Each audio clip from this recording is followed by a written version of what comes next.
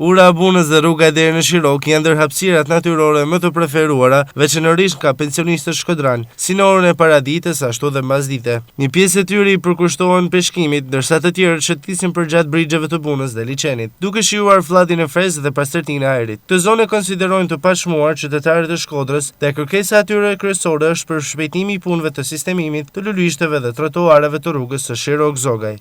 Do bë xhiro, shkojmë në Shirok. Shkojmë të peserojt atje.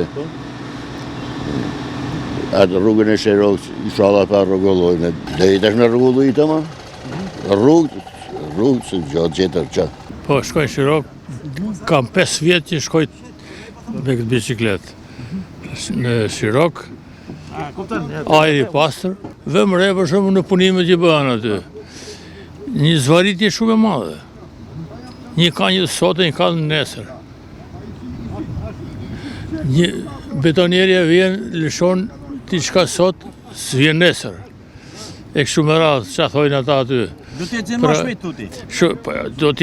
Do t'jetë brenda kushteve teknike dhe brenda kohës saktuar, se nuk mund të veon tash kota këtu në këtë mes, se nuk kam bërë unë llogarit, por mo nuk pëlqen kjo. Për në shtoj të ri to kur zonë tjetër, kja është i ditja junë.